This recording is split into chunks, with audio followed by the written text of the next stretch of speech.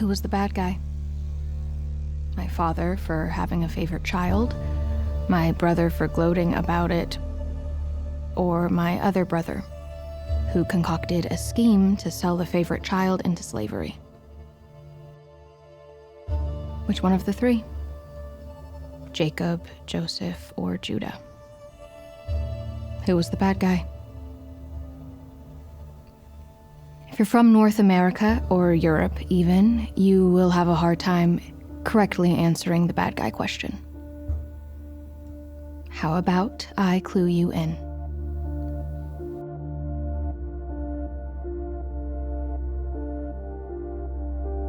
Dinah, the only daughter of Jacob, experienced many events that required her to forgive others and to reconcile with her family.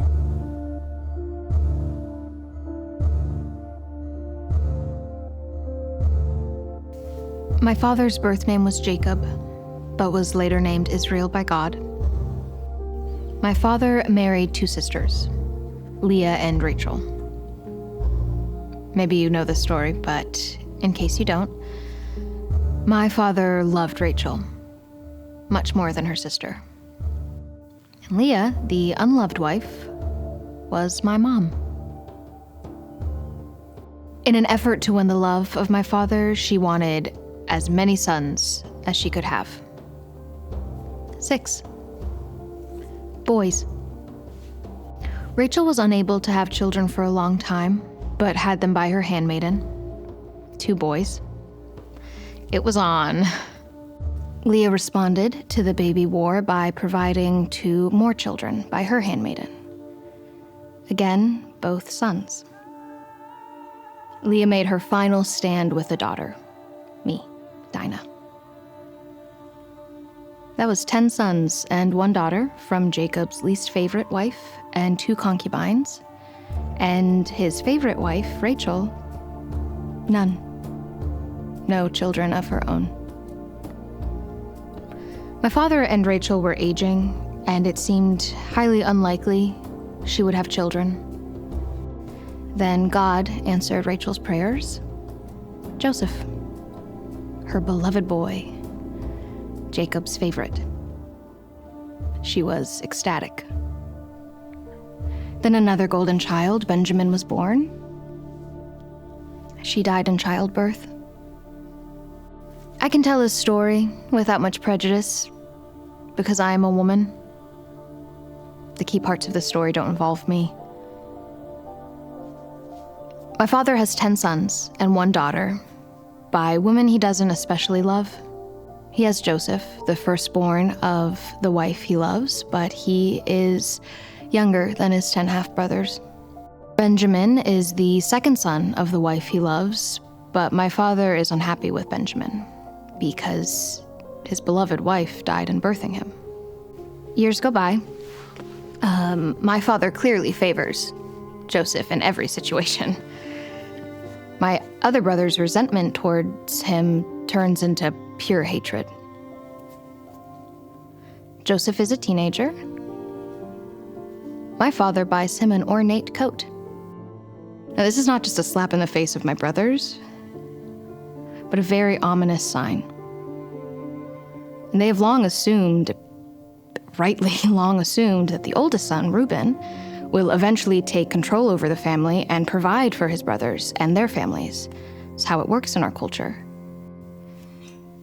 Giving Joseph an ornate coat, my father is signaling that the oldest son of his favored wife will take control, and his half-brothers can't trust him to provide for them and their families. And the situation only worsens when Joseph tells the family about 2 of his dreams. Those dreams. Both of them clearly point to a time where Joseph will rule over his brothers and his parents. My father lightly chastises him because it is impertinent for him to talk that way. Shameless is more accurate. It's a lot of nerve. My brothers hate Joseph even more. And can you blame them? They're fearful that these dreams will come true. Fear and hate are a dangerous brew, especially among family members. My brothers are sent to take care of some of the vast herds we own. We're very wealthy. When my father gets no information back about their welfare, he sends Joseph to check up on them. My brothers see him coming. They don't want to deal with him. They don't want to deal with his dreams. They plot his murder. Reuben intervened, but then Judah suggests selling Joseph as a slave to some traders passing by. They make up some story about how Joseph is killed by some wild animal. My father hears the story. He's devastated. He will be in a deep depression for years. One last piece of information. In our culture, family coherence is of primary importance. One of the main jobs as the head of the family is to keep family relationships in good order. So, who was the bad guy? My father for having a favorite child? My brother for gloating about it? Or my other brother who concocted a scheme to sell the favorite child into slavery? Which one? Jacob, Joseph, or Judah? The answer? All three. All three of them are the bad guys. Rather than lead our family to have peace and order, my father caused division, fear, hatred among family members. Joseph could have soothed the situation by loving his brothers, but continued to be prideful and overbearing. Ridding themselves of Joseph did not bring harmony to our family. And my deceived father stays in a deep depression, making my brothers furious. My father clings to Benjamin, the only other son of the wife he loved, so my brothers began to hate him too. The lack of love and harmony begins to manifest itself in other ways. Incest, murder, and rape. Have you heard my story? The one daughter in the family. And my family's story is one of the most famous in the Bible. You probably know how it goes from here. Joseph, taken in chains to Egypt, purchased by an Egyptian official, rises to importance, but has a colossal fall because of a false accusation. He spends time in prison, then rises to power in Egypt, second in importance to Pharaoh alone. A severe famine arises in my country.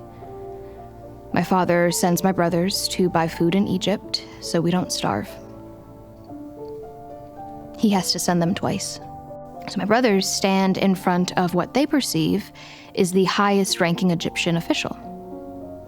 Desperate to purchase food to save their families, the Egyptian has all the power, even the power of life or death, and they all know it. He hides behind makeup and costume. He has not spoken.